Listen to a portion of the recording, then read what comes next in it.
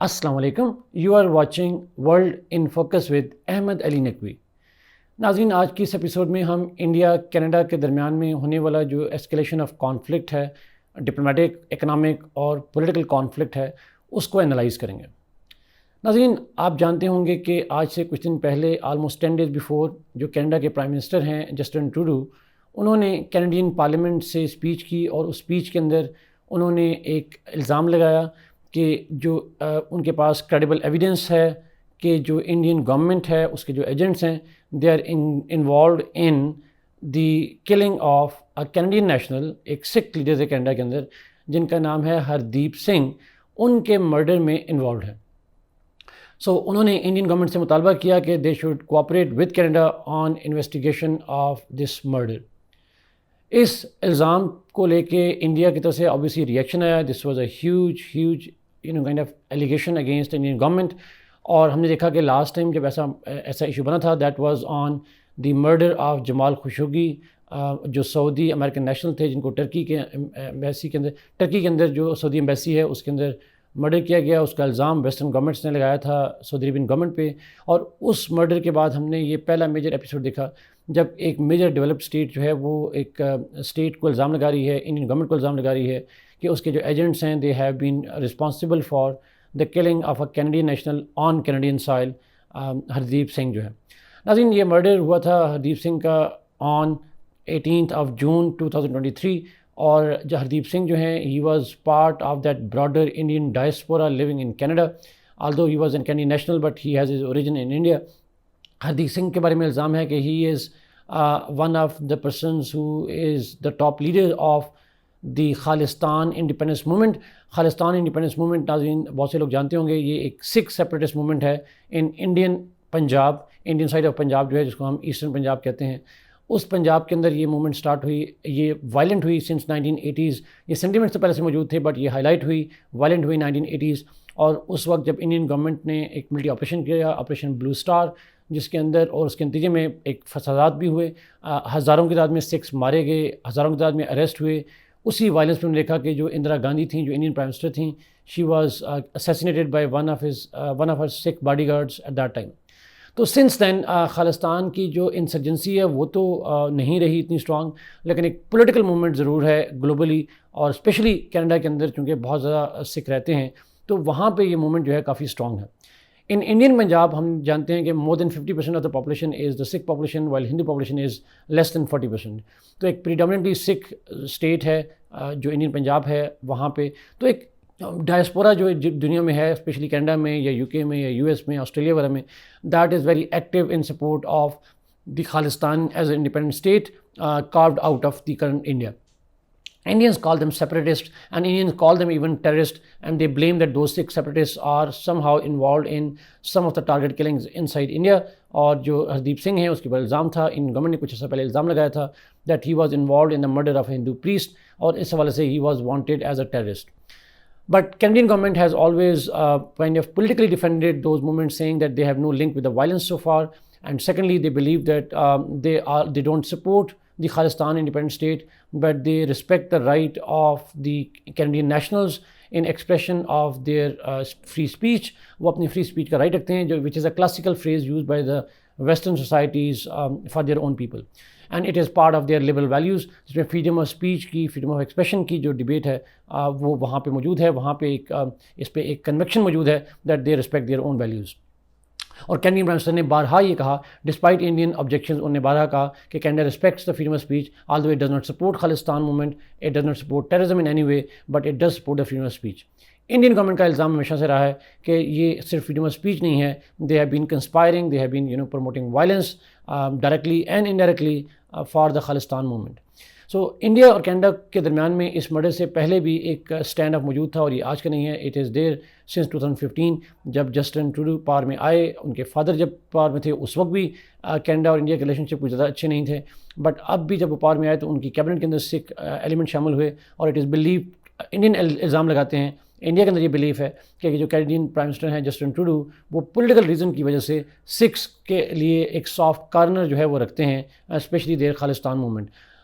سو یہ conflict start ہوتا ہے اس مرڈر کے بعد. اور اب اس کا ذرا بیک گراؤنڈ پہ آتے ہیں. ناظرین جب یہ مرڈر ہوا 18 جون کو تو اس سے کچھ دن پہلے آلموسٹ 10 days بیفور انڈیا کے جو نیشنل سیکورٹی ایڈوائزر ہیں اجیت دوول, وہ بھی ایک اسٹیٹمنٹ دے چکے ہیں کہ کینیڈا اور انڈیا کا ریلیشن شپ جو ہے یہ جے شنکر صاحب یہ اسٹیٹمنٹ دے چکے ہیں جو انڈیا کے ایکسٹرنل افیئرز منسٹر ہیں, that India Canada relations are getting worse because of Canada's government having a soft corner for the Sikh separatist elements and terrorist.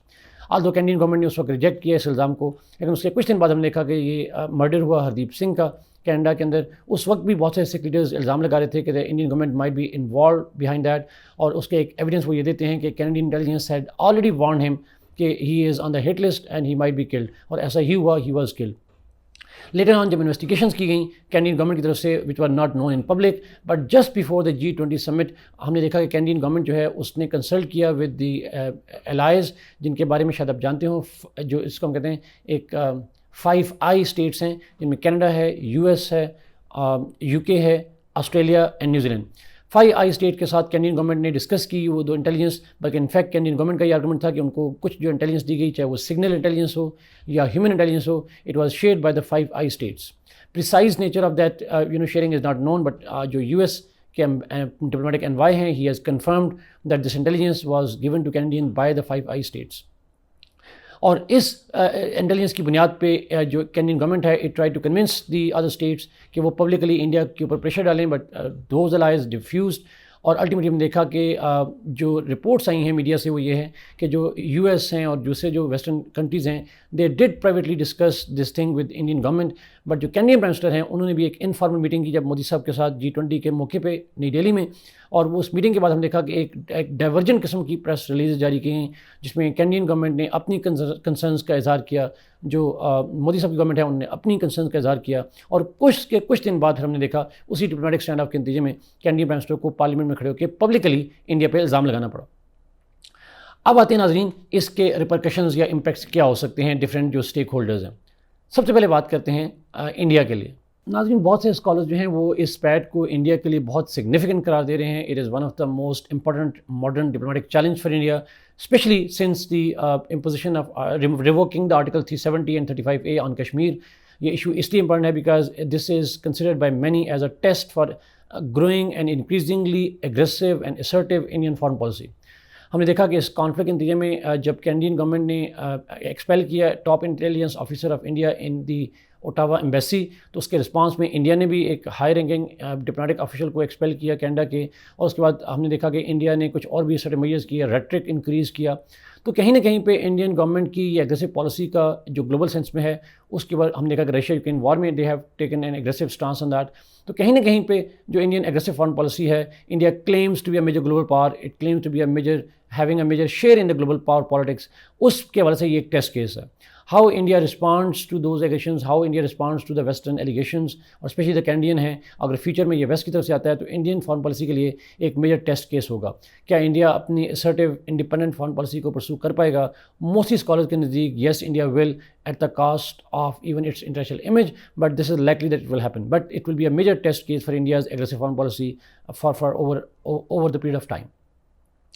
Another impact is on India's economy. ہم جانتے ہیں کہ India and Canada are negotiating trade, اور ہم نے دیکھا کہ اس نتیجے میں, اس کانفلکٹ کے نتیجے میں کینیڈا کے ساتھ اور براڈر سینس میں ویسٹرن کنٹریز کے ساتھ جو انڈیا کے ریلیشنز ہیں they might come under stress, and that would have a major impact on India's push to develop its technological advancements, to develop trade with those states, and this could be a major setback for India's economy as well. Another impact is on India's image.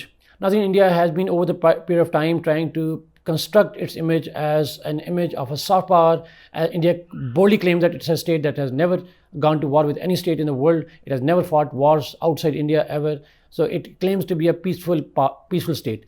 But this murder is likely to tarnish India's image as a soft power, and Indian جو diaspora ہے which has been able to construct this image of soft power, اس کے لیے بھی مشکل ہو جائے گا India کا soft power کو high light کرنا. اور اگر یہ ایلیگیشن جو ہیں براڈلی ویسٹرن اسٹیٹس جو ہیں اون کرتی ہیں, چاہے وہ اس کے اوپر کوئی ایکشن لے نہ لیں, اف دے اون اٹ, تو ویسٹرن میڈیا کے اندر, ویسٹرن سوسائٹیز کے اندر جو انڈیا کا امیج ہے as a soft power, that is likely to be tarnished, and it is already being equated with Saudi Arabia which was blamed to be involved in the murder of Jamal Khashoggi in Turkey. Another impact is a broader relationship with the Western world. हमने देखा कि नाज़रीन over the years India has been largely very close to the Western world mainly because of the shared threats from China. और उस हवाले से हमने देखा कि इंडिया की वेस्टर्न वर्ल्ड के साथ ट्रेड रिलेशनशिप, डिप्लोमेटिक रिलेशनशिप, हमने रिसेंटली देखा कि इंडियन प्राइम मिनिस्टर मोदी जो हैं वो यूएस का विजिट करके आए, where he was given the red carpet. उसी तरह से उन्होंने यूरोप का विजिट किया जहाँ पे ही met with some very warm welcomes. और G20 की मीटिंग हुई, उसके अंदर भी हमने एक वार्मथ का इजहार देखा. लेकिन अगर ये एलिगेशंस प्रूव हो जाते हैं और कनाडा जो है it is able to convince the western world in a broader वे, तो इंडिया के लिए शायद वेस्ट के साथ जो रिलेशनशिप हैं वो एक उसमें एक डेफिनेटली एक क्रैक ज़रूर आएगा. It might not be a complete separation of relationship, और it might not be a complete conflict with the West, but definitely it would be a major irritant in the growing partnership between India and the West, and which is not only harmful for India but also for the West in general. Last but not least नाज़रीन, बहुत सारे scholars इसको India के domestic context में भी देख रहे हैं. हम जानते हैं कि इंडिया के जो प्राइम मिनिस्टर मोदी साहब हैं, उनकी BJP party is a very aggressive nationalist party, Hindu nationalist party है.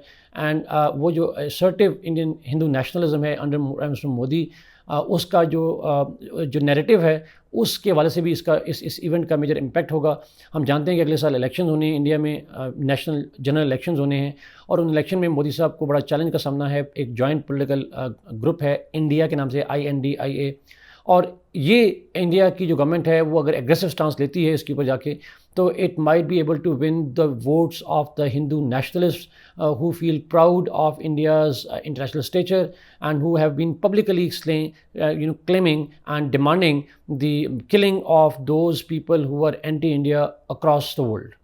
So BJP के लिए जो है वो एक local election में this could be an opportunity to create a fuss with the West and in other ways create their nationalist sentiments within its Hindu nationalist vote bank, और उस हवाले से इसके लिए इलेक्शन जीतना रिलेटिवली आसान होगा, although it might backfire them on the local elections in Punjab. अब आते हैं नाजरीन, इसके इम्पैक्ट जो हैं वो कनाडा के लिए और ब्रॉडली वेस्ट के लिए क्या होंगे. नाजरीन, कनाडा के लिए obviously Canada was negotiating a trade deal with India, and India is one of the world's largest markets, one of the richest markets, growing markets. तो कनाडा के लिए डेफिनेटली एक इकनॉमिक लॉस तो होगा. लेकिन साथ साथ हम ये भी देखते हैं कि चूँकि बाकी जो ब्रॉडर वेस्टर्न कंट्रीज़ हैं जिसमें यूनाइटेड स्टेट्स है, यूरोप हैं, उनके लिए चॉइसेस जो हैं बड़ी मुश्किल होंगी, बिकॉज एक तरफ कनाडा है, हिस्टोरिकल लॉन्ग स्टैंडिंग एलाय है, एक तरफ इंडिया है which is the most significant state for the West in current conflict with China, and it is India which has a major leverage on Russia as well. So Western countries के लिए India को नाराज़ करना, India को kind of isolate करना शायद possible ना हो. तो इसलिए कनाडा के लिए अपने वेस्टर्न एलाइज के साथ पार्टनरशिप को बैलेंस करना बड़ा मुश्किल हो जाएगा. It will have to be really tangible, concrete evidence of India's involvement in this episode that Canada will be able to convince its allies in the West to side with it. Again, even if that evidence emerges, the West is less likely to be more aggressive on India, and they are likely to have a little pressure on India because of this issue. So Canada is likely to get isolated from within its own allies, although the West will not get anti-Canada as well, but it is likely that Canada will be all alone in its conflict with India over this issue. There are lots of Indian scholars who claim that this spat with India is likely to strengthen Justin Trudeau's internal popularity, because he has a large base, large support among the Indian diaspora, और specially जो Sikh population है वो इनकी इस liberal policies के साथ है. तो Justin Trudeau who has faced personal problems in recent times is likely to get more popularity for himself in the internal Canadian politics. Let's come to नाजरीन कि इसके इम्पैक्ट ब्रॉडर वेस्ट के ऊपर क्या होंगे. थोड़ा सा जिक्र तो हमने पहले किया है, बट मैं पर्टिकुलरली यूएस के हवाले से बात करूं तो US will be in a Limbo. US के लिए it is a tough situation, Biden के लिए एक टफ सिचुएशन है, स्पेशली इलेक्शन ईयर में. अगले साल इलेक्शन होने यूएस के अंदर, और जस्ट जो बाइडन है उसके लिए एंटी चाइना रेटरिक को इंक्रीज़ करना ज़रूरी है for the national interest as well as his own political interest. He is a week president and he has to assert himself as a president who can take on threats like China, and he cannot do it without the support of the Indians. But at the same time, he also knows that जो liberal democrats हैं, they are very much concerned about the human rights and the values, the liberal values, और जो Indian action है that might be contradict those values that the West cherishes. So बड़ा मुश्किल होगा balance करने के लिए कि वो नेशनल सिक्योरिटी इंटरेस्ट को वैल्यू सिस्टम के साथ किस तरह से बैलेंस करते हैं. बिकॉज हमने देखा कि लास्ट टाइम जब जमाल खशोगी का मर्डर था तो Biden was very much concern and he made some remarks very aggressive to the personality of Mohammad Salman, और लेकिन हमने देखा जब वो एक्चुअल प्रेसिडेंट बनते हैं तो later on he back tracks from his position. तो कहीं ना कहीं पे इंडिया के हवाले से भी it is likely that it will happen, but for election year it will be difficult for him to manage this kind of criticizing the violation of the international rules, at the same time not isolating India, because without India how would he manage the China's threat? It will be difficult for him to prove to his own audience. So Biden administration जो है उसके लिए भी एक major challenge जो है वो रहेगा. At the same time it will also be important that its alliance with Canada remain intact, because Canada is an important partner, not in just political ways or military ways, but also they are connected in historical cultural ties as well. Last but not the least, for Pakistan, नाज़रीन, I think this conflict is an opportunity for Pakistan. हम already देख रहे हैं कि उस पर हम capitalise कर रहे हैं, और वो कैपिटलाइजेशन ये हो सकती है कि हम हिस्टोरिकली ये ब्लेम करते रहें that India have been attempting to get involve in the internal affairs and the violence within states. Pakistan has always been saying that, and this kind of जो इंसिडेंट है कैनेडा के अंदर, this just proved another thing. Just like जिस तरह don के अंदर एक word लिखा गया, Canada is proven to be another Pakistan for India. So कहीं ना कहीं पे पाकिस्तान के लिए इस बात को हाईलाइट करने के लिए ample opportunity है. We can highlight the Indian aggressive policies, Modi's aggressive policies, and by highlighting this threat, we can highlight not only the plight of the Kashmiris, but also malign India's ill intentions, especially with Pakistan, as well as this could be used as a major leverage in convincing India to come to talks with Pakistan. So I think depending upon Pakistan की internal situation कैसी होती है, but it will be an ample opportunity for Pakistan to highlight this issue and make sure that this issue is actually used for the benefit of Pakistani people, for the Kashmiri people, and convincing India that if it wants to regain its image as a soft power, it has to engage with states, and particularly with Pakistan, on the important issue of Kashmir. Thank you so much, Nazreen, for watching this program. Kindly like this video, share it, and subscribe this channel. Allah Hafiz.